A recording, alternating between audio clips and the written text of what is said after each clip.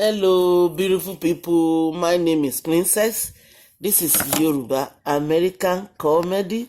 It's all about counseling, adverts, Yoruba culture, American culture, and broadcasting news. Today, what I have for you is all about Baba Jagabon, our president of Nigeria. Thank God for our life. Let us give glory to Almighty God who made us alive today and who made us know what is going on all over the world, because ẹni tó ti kú ò mọ nǹkan tó ń ṣẹlẹ̀ mọ́. Àwa láyé wa ọpẹ́ ni fọ́lọ́run lókè ọ̀run, ọba tó ti wà káwa tó wà, ọba tó sì tún wà títí ayérayé kánrin kése tí ò ní pẹ̀kun. Ọpẹ́ yìí ọ bàbá gbé ọ̀gá yàn lógo.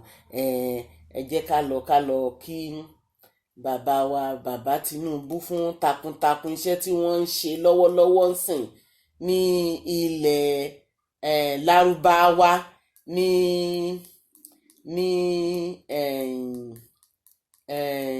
ìlú àwọn tó jẹ́ pé desert ní gbogbo ibẹ̀, eruku ni, kò sí igbó, kò sí nǹkan tó jọ bẹ́ẹ̀ tó jẹ́ ewéko tó wà ńbẹ̀. Ìyẹn ni wọ́n pè ní desert Arab country.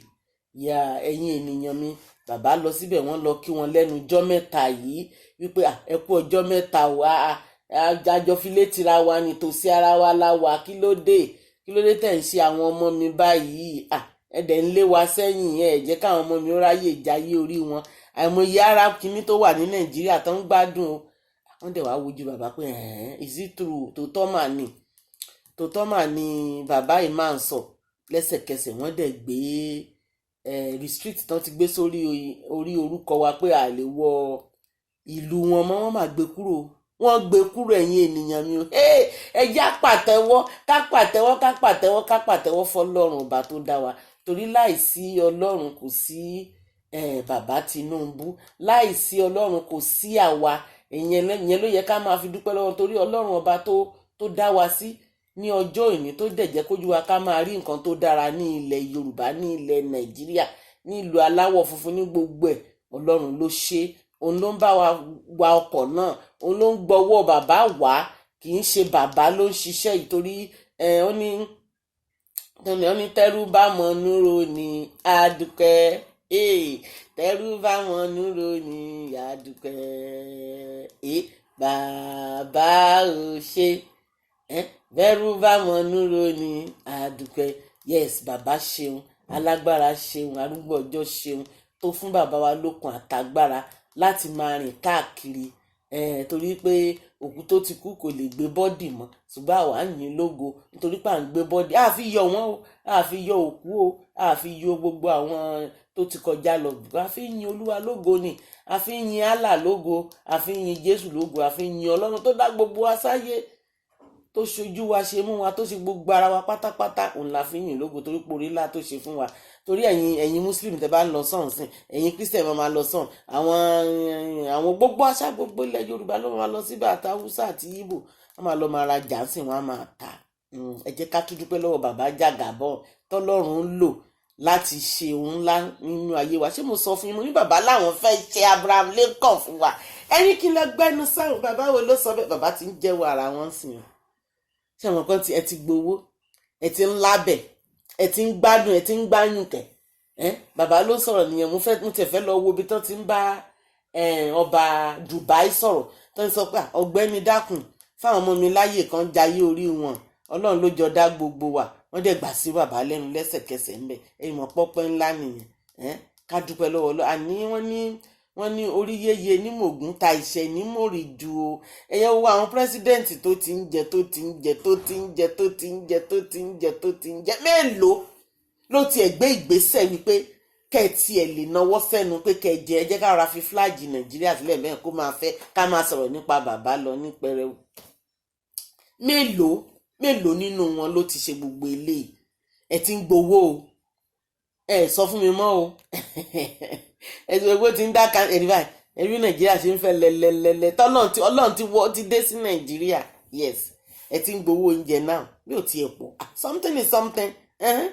ta ló fún yín nírú ẹ̀ tẹ́lẹ̀? Then àpò rẹsì ti ń wọlé o, àpò rẹsì ti ń wọlé, àpò gàrí ti ń wọlé, àpò ẹ̀wà ti ń wọlé. Kílẹ̀ tó ń fẹ́, kílẹ̀ ń fẹ́ k'Ọlọ́run ó ṣe fún yín, kílẹ̀ tó ń fẹ́. So gbogbo nǹkan táwọn fẹ́ anítára bá ti tẹ́bi bá ti kúrò, security follow by security náà dẹ̀ ti ń ṣẹlẹ̀. Ẹ̀ràdúrà àwọn tí ẹ má jẹ́ tí má sọ̀rọ̀ tó pọ̀ jù. Ẹ̀ràdúrà àwọn wọ́n ti ń fún wa láàyè pé kán jẹ́ ká sinmi sí àwọn òṣìṣẹ́ tí ń ṣiṣẹ́ wọn dáadáa, àwọn ìjọba tí ń ṣiṣẹ́ wọn, àwọn ọlọ́pàá tí ń ṣiṣẹ́ wọn. Ẹ ti mọ nǹkan tí mo mí fẹ́ ládélẹ̀ ni o. Torí bó ṣe jẹ́ nìyẹn, bó ṣe wà gangan nìyẹn. You know guys, I congratulate all of you pé yes, ọmọ ọba ní tòótọ́, ọmọ ọba nílẹ̀ Yorùbá ní gbogbo wa, ọmọ aládé ni wá, àbí àkínṣe ọmọ aládé ni wá, gbọ́dọ̀ wọ ọmọ ọba. Bàbá ń wọ ọmọ ọba ń sìn. So ẹ jẹ́ ká yin bàbá, ká ṣe kí ni, ká fún wọn ní gírèdì tó lágbára. Ẹ bá máa fún bàbá ní máàkì báyìí, má fún wọn ní 70 o, ẹ jẹ́ bẹ̀rẹ̀ láti 95. Ẹ fún bàbá ní B+, ẹ bẹ̀rẹ̀ tí ẹ fún wọn ní A gan sef, because nǹkan tó ń ṣe yìí iṣẹ́ takuntakun ni o, pẹ̀lú ọjọ́ orí wọn, pẹ̀lú ọjọ́ orí wọn tó ń dẹ̀ ń lọ káàkiri torí títí wa yìí. Kò easy now, it's not easy to be an elder. Ẹ bá ní ó kù síbí o, adúpẹ́ eléyìí, ó kù ẹ ní sùúrù, àmọ́ pó kù síbí kan díẹ̀díẹ̀ náà máa yẹsẹ̀ lẹ́kù. Ẹ bá fẹ́ lọ ṣe ẹ̀yìn àwọn tó ń gbèrè àtàwọn tó ń gbẹ̀yìn tó bá kọ́ kẹsẹ̀ kan sí, wọ́n á fi kejì sí kí wọ́n ní gbẹ̀dẹ̀ náà kó kan wọ́n máa fò nínú ẹgbà gbogbo èrè yẹn máa fọ́n dà, gbogbo ẹ̀yìn máa tú dànù níbẹ̀. Tó bá rà kọ́kọ́ gbẹ́sẹ̀ kan sí, wọ́n á tún gbé kejì sí, then a máa mú, wọ́n á tún yọ epo yẹn, wọ́n á tún bomi sí, wọ́n á tún bẹ̀rẹ̀ sí ní gbó, wọ́n á tún títí tán fi máa yọ àgbá epo kan tán nínú ẹ̀yìn. Bó ṣe ń ṣe nìyẹn díẹ̀díẹ̀ ni. So ẹ̀yin èèyàn mi, ẹ jẹ́ ká ní sùúrù. Ṣé lílè tá a ti gbà ẹ jẹ́ ká dúpẹ́, ẹ jẹ́ á dúpẹ́. Wọ́n ní dúpẹ́ tìrẹ, tó bá dúpẹ́ ilé Ọlọ́run á tún ṣe kí ni, á tún ṣe míì. Àmọ́ pé Ọlọ́run kan ló sọ̀kalẹ̀ láti ṣe o, á tún fọ́ mi pa ọmọ mi wà, ó ti lọ ṣe lé good job, ó mà tún kélé túwé lé náà, ìyá tó bá mi tún ṣe túwé lé náà, ìyá tó gbẹ́rẹ́ báyìí náà máa tún bá wa tún sí táwọn wí ibi tá ti máa lọ máa rajà, tá ti máa lọ ra tọ́kì, tá ti máa ra àpò rẹ̀ sàn lọ́ máa rẹ̀ wá yẹn ní ẹ má jẹ́ ń dárúkọ ẹ, ṣé kí n bò ẹ jẹ́ kí n bò mọ́. Ó ti yẹ kẹ́ ẹ ti mọ nǹkan tí mo mí náà. Ẹ lọ́mọ bàbá Jàgàbọ́ yẹn tún dé o, àwọn ọmọọba ilẹ̀ Yorùbá yẹn tún dé o. Ó tún dé o, kò tí ní jẹ́ káwọn sí mi o, mi ò yọ yín lẹ́nu, mo kàn ní kí n sọ fún yín ni. Mo ní kí n sọ fún yín pé yes, ọ̀run ń jọba lọ́wọ́lọ́wọ́ sìn, ogun ọ̀run ti dé sílẹ̀ Nàìjíríà. Ọba tó kọjá ní aginjù tí orúkọ rẹ̀ ń jẹ́ já kábíyèsí olùgbàlà, you are welcome. Káàbọ̀ o, káàbọ̀, káàbọ̀ o olùgbàlà, káàbọ̀ o ọmọ abálẹ̀ sọ̀rọ̀ kílẹ̀ lanu, káàbọ̀ ó ti dé o, káàbọ̀ Ọlọ́run ti dé o, káàbọ̀ ó ti dé o, káàbọ̀ Jésù ti dé o, àlá ti dé o, káàbọ̀ Ọlọ́run kan ṣoṣo tí kò pé méjì ó ti dé o, káàbọ̀ Ọlọ́run kan ṣoṣo gbogbo wa sí. Àtẹ̀yìn tó wé gèlè sórí, àti tó gbé fìlà sórí, àti tó ń fẹsẹ̀ rìn tí ò wọ bàtà, àti eléyìí tó ń gbé báàbù kiri, Ọlọ́run kankan ṣoṣo ní gbogbo àṣekínni là ń sìn. Ó nìkan là ń pè, ó dẹ̀ ń dá gbogbo wa lóhùn ní ìṣẹ́jú kan báyìí. tírílíọ̀nù èèyàn ló ń dá lóhùn, tírílíọ̀nù uncountable ló ń dá lóhùn. Ó máa dẹ́ lóhùn, á dá mi lóhùn. Túládé tá à níyìn lógo, òun náà ló ń dá bàbá Jàgàbọ́ lò, tó ń ran níṣẹ́ káàkiri pé yá tún àwọn mi sílẹ̀ nínú ìgbèkùn, tún àwọn mi sílẹ̀ nínú ìgbèkùn tí wọ́n fi wọ́n sí, torí ìgbèkùn ńlá náà fi Nàìjíríà sí. Ọlọ́run kó gbà wá ní, Ọlọ́run kó gbà wá kó bá wa rán ni. Àwọn bá pariwo títí tí wọ́n gbọ́ sí wọn lẹ́nu, wọ́n ṣàti kóra wọn kúrò ń bẹ̀. Bàbá Jàgàbọ́ ọmọ olódò dẹ́ ti dé bẹ́ẹ̀ o, bàbá ti ń dábìrà báwo, bàbá ti ń dábìrà yé o, ó ń dábìrà ń dábìrà dé. Bàbá tún bẹ̀rẹ̀ ijó, mo ti ń lùlù fún yín o, gẹ́gẹ́gẹ́gẹ́gẹ́gẹ́gẹ́gẹ́gẹ́, torí bàbá láìkì ijó gan, èmi náà dẹ̀ láìkì ijó, ọmọ bàbá ni mí. Thank you, God. Thank you. We thank you. We glorify your name because you've been doing it and you will continue to do it, Daddy. We love you, God. So ìyẹn náà mo ní kí n fi tó yín létí ẹ̀yin ènìyàn mi pé ẹ má sọ pé bàbá ò ṣe mọ́. Wọ́n ní yìnyín kan tún ṣe kíni, kan tún ṣe mí. Ẹ̀yin wọ́n ẹ tiẹ̀ fún wọn ní grade, ẹ tiẹ̀ jáde kẹ́ tiẹ̀ ṣe rálì kẹ́ kọrin fún wọn pé orin tán máa ń kọ yẹn. Bola, you are Kinikan. You know, I'm sorry, I don't know how to compose that song. It is a very, very fantastic song. But ẹ̀yin náà lo Yorùbá, ẹ kọrin Yorùbá, ẹ lọ jó níwájú Aṣọ Rock, ẹ lọ ẹ lọ dansi àmbẹ̀rẹ̀ pẹtẹ kẹ pàtẹ bábíkìú kẹ máa jó kẹ máa yọ̀ ayé aládùn la wà. Baba is now Abraham Lincoln. Baba said Abraham Lincoln is back. Yeah, that's Baba Jagabon right there. Yeah, Baba tún sì dé a lot of things fún wa o. Bẹ́ẹ̀ tẹ́ bá ṣe kí ni tẹ́ bá ní sùúrù ni o. Tẹ́ bá ní sùúrù tẹ́ tún lọ bẹ́ẹ̀ scout wọn á tún palẹ̀ mọ́. Ó ń ṣeré ni bàbá ò lè palẹ̀ mọ́ torí bàbá ti mọ̀ pé ọwọ́ ìyá tẹ pa á lórí lílo nìmẹ́. Ìyá tẹ pa á lórí níbẹ̀ ni. Kọ́kàn jẹ̀bi ebi nìkan gan sí kọ́. Ebi sí ẹ má bínú pé mo tún sọ èdè mi Èkìtì mọ́tẹ́yà o. Èdè tí tẹ máa sọ ń bì pọ̀ máa sọ Yíbò dánwò mi máa sọ Haúsá dánwò. Just for you to understand me. You know, let me tell you something. This show is American Yoruba, comedy. I just want to make you happy, make you forget about your sorrow because you got food now. Everybody is eating now. Everybody is buga now. Come on, buga eba. Buga rice, buga yan. Owó yẹn tó ra yan mẹ́. Bára sọ ẹyọ kan tó wẹ́ fọwọ́rọ̀wọ́ sí ní ọjà Kétu. Bóyá my 2 bóyá my 2 dẹ̀ ló wà ní bóyá ọ̀nà òkòkò máìkò ni o bóyá ọ̀nà abúlé Ẹ̀gbá ni o ẹ sáà gbá wọ̀rọ̀wọ̀ ló simple jù tàbí amúnútutù rọra lọ ata díẹ̀ sí kó ṣá òkú èkó sí my dear bá mi tẹ̀bà yẹn kó ra gbé jókòó sábẹ́ fáànù má jókòó sí torí orú mú sìn gbé fáànù sí ọ̀gẹ̀gẹ̀ fún òrèbé díẹ̀ síwájú tó bá jẹ́ tán kó wá fi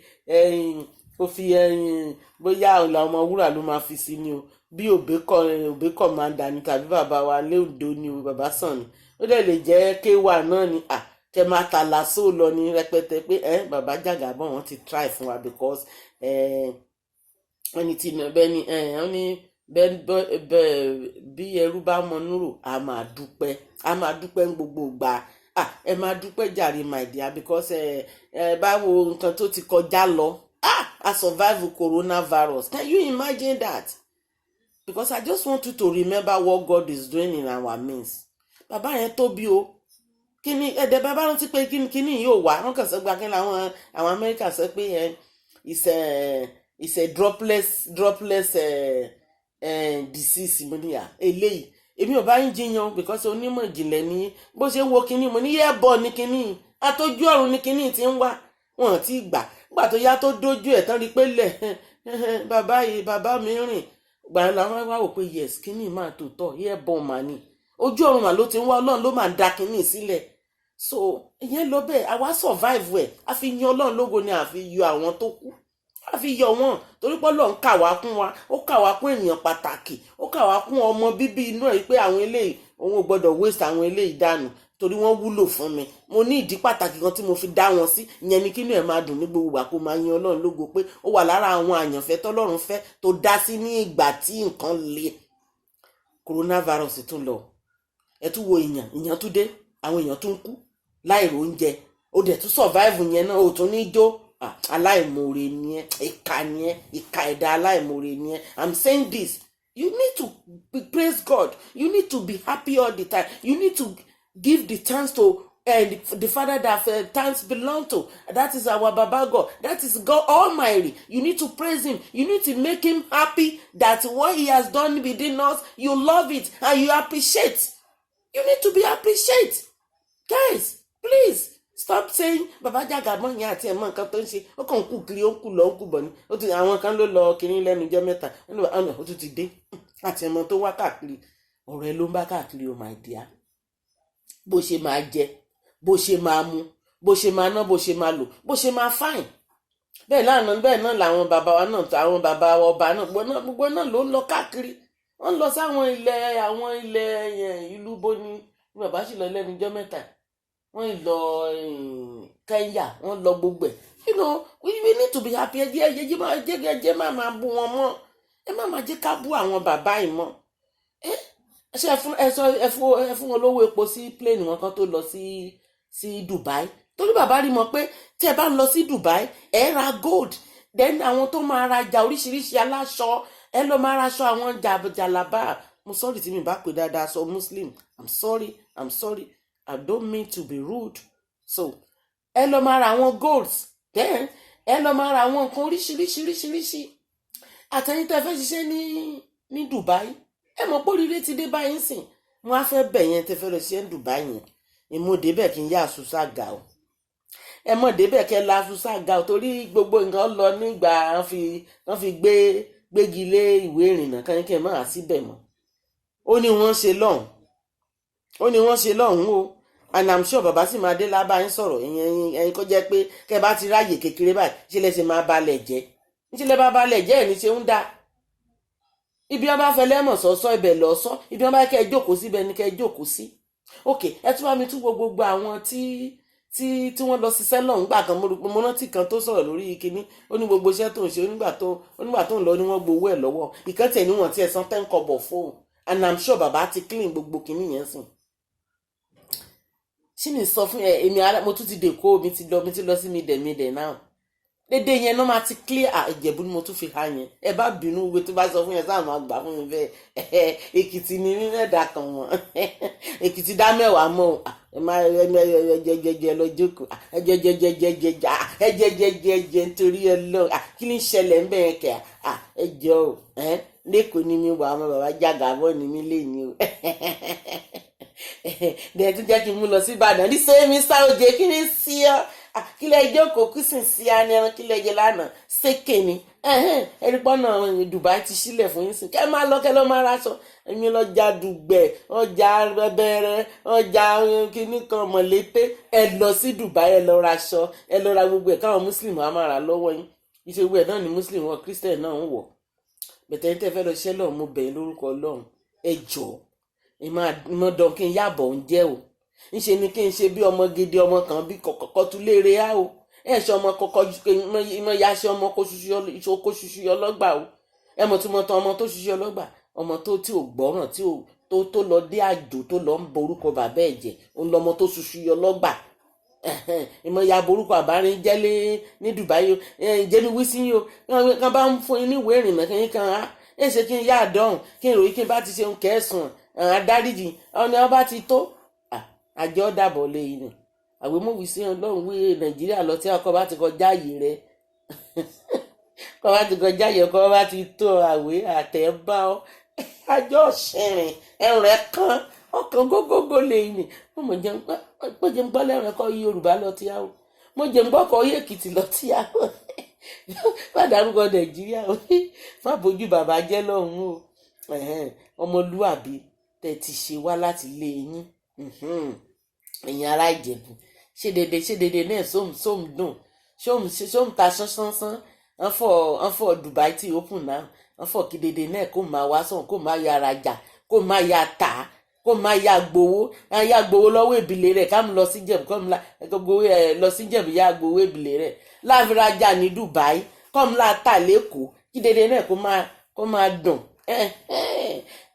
that is èdè ọmọ káàárọ̀ òjìrè ọmọ Odùduwà òtítọ́ ẹ jẹ́ ká ṣọmọlúàbí ń bẹ̀ mo bẹ̀yìn lórúkọ Ọlọ́run ẹ má balẹ̀ jẹ́ o ẹ̀yin tẹ̀lé ń lọ Mẹ́kà náà àtúnṣì wà lórí ẹ má bara yín jẹ́ ní Mẹ́kà ẹ ṣe dáadáa ń bẹ̀ ẹ ṣe dáadáa ẹ bá lọ ẹ má gbégbékúgbé dání ṣé bó ló fẹ́ lọ gbàdúrà ni èwo tó ní tìgá tó wọ náà tó ń dì dání abárò tọrọ ká bára wa sọ ẹ sọ di Lagos State àbí ilẹ̀ Nàìjíríà tẹ́ ti ń ṣe kí náà porúkọ kọ̀ǹpútà village àbí kí lẹ́ ń pè ọmọ bìrìbìrì ẹ jẹ́ bá afúrábí fúnra rà pà fún ẹ̀mọ́ nílùú ibi tó bá dé náà èéfín ní ìwà tó bá débi kò síbi tí ò ti ní wù ẹ bá dẹ̀ ti adébẹ̀ mọ̀ pé ẹ má jẹ́ kí èéfín yẹn ó rú ní ibi tẹ́ ẹ lọ because culture tí wọ́n yàtọ̀ sí titi wa Nàìjíríà ní pé kán múyàn ní police station máa dijọ́ kẹta ẹ̀yìnkùlé ló máa gbà jáde mo jẹ́rìí wọn àwọn àgọ́ no problem ẹ̀yin madam ẹ̀ sáà ní sùúrù ẹ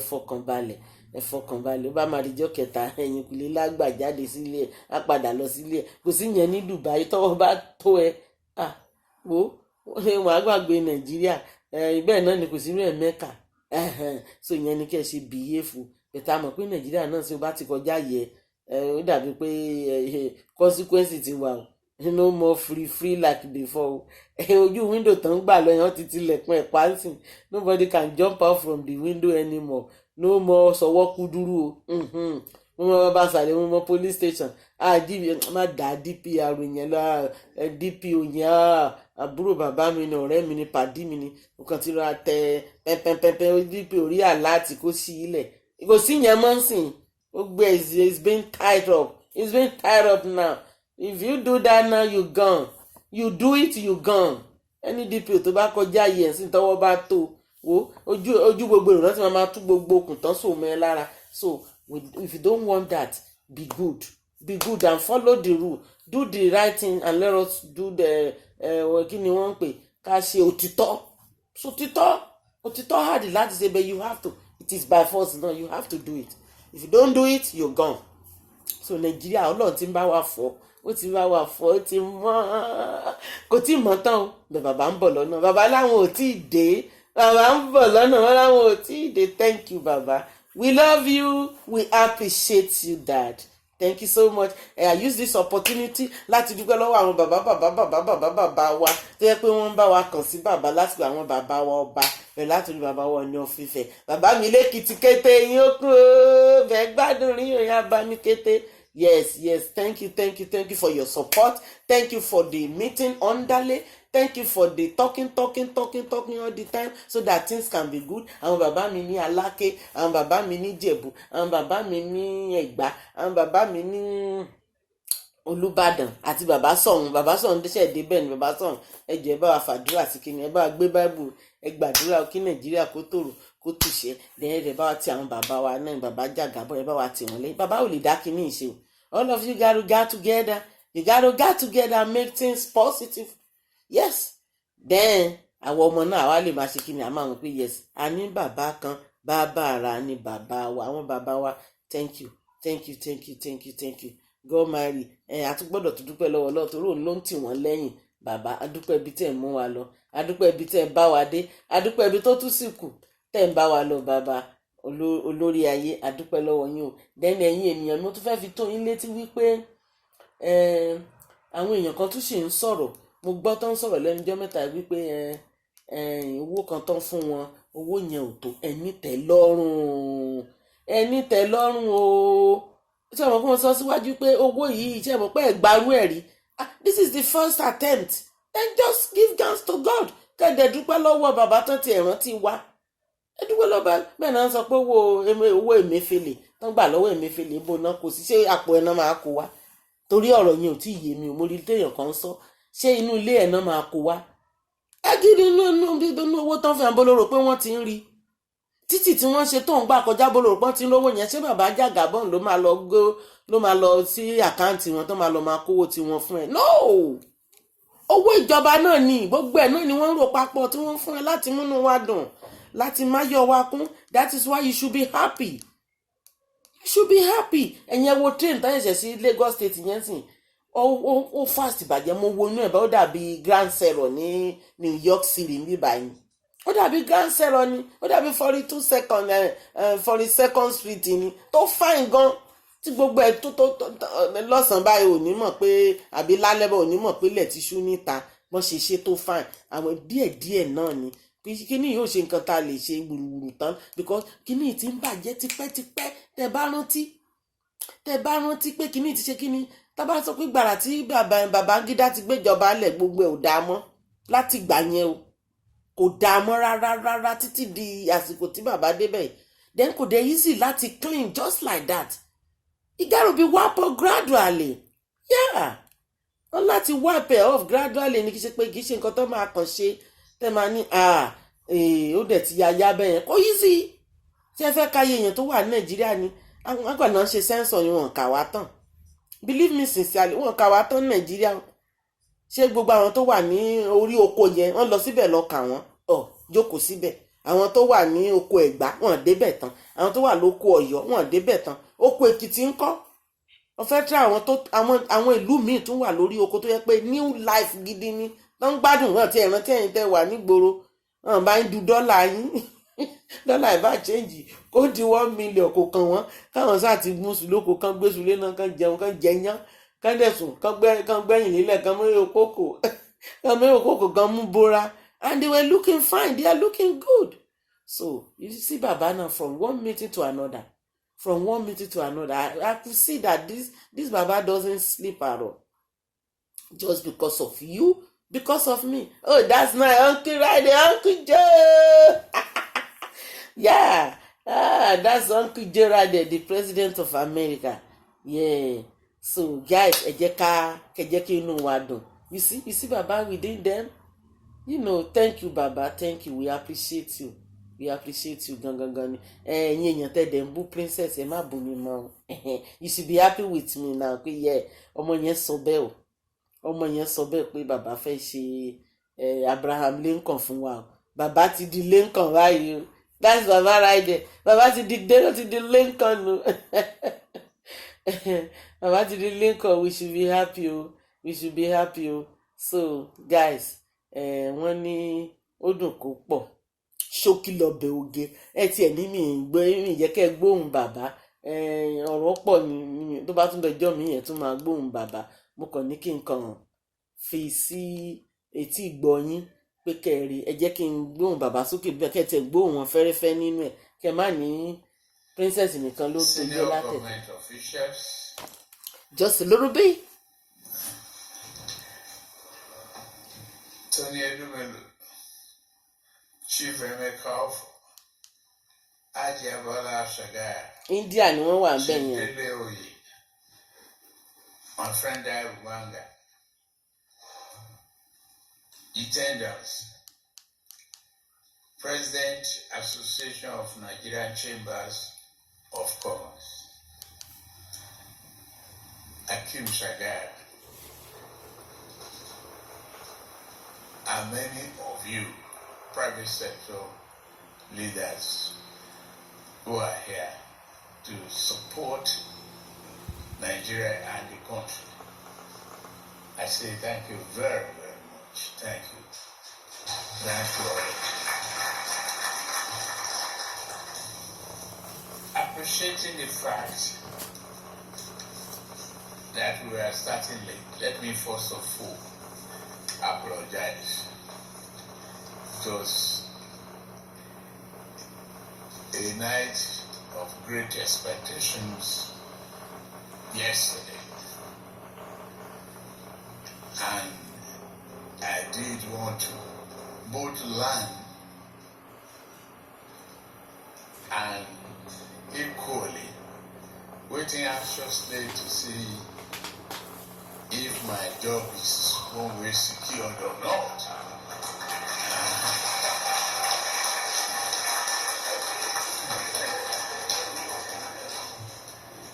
So from that, out of the excitement of the victory, I couldn't sleep. Can you hear that? Bàbá láwọn òsùn nítorí títí wá ṣẹ̀wọ̀n kó mo ti sọ tẹ́lẹ̀. Because I could see.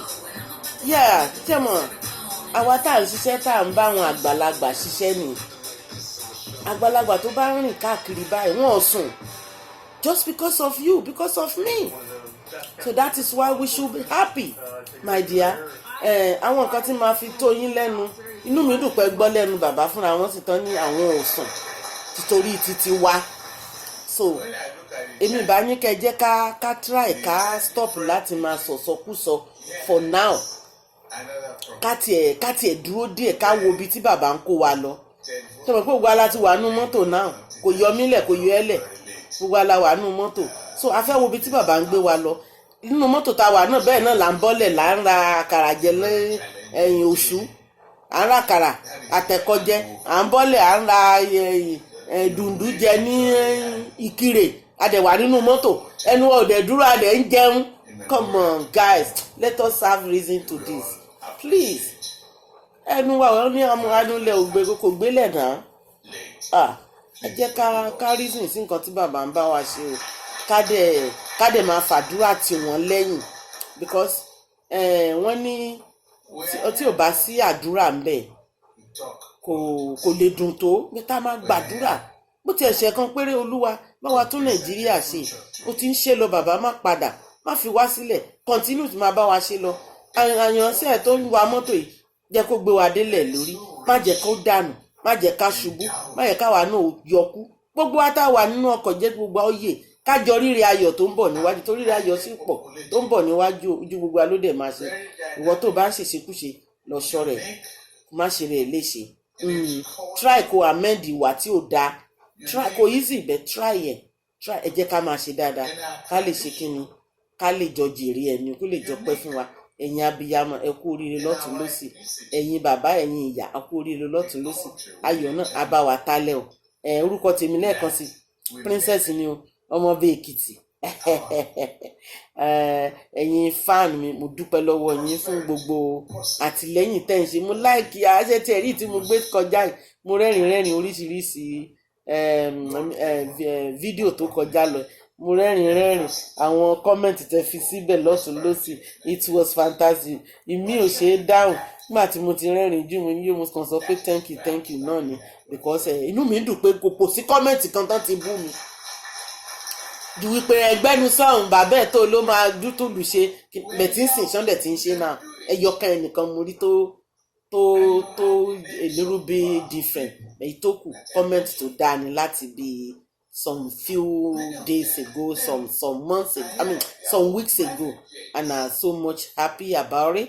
I give you thank you, I thank you so much because wọ́n ní tí ò bá sẹ́yìn kò sí nǹkan tó ń jẹ́ Yorùbá American comedy.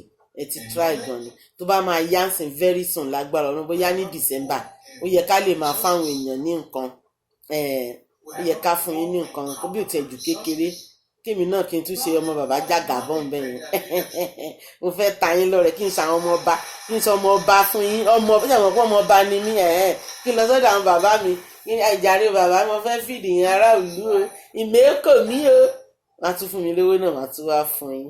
Mi ò tí ì gbá ọmọ kan sọ fún yín ni.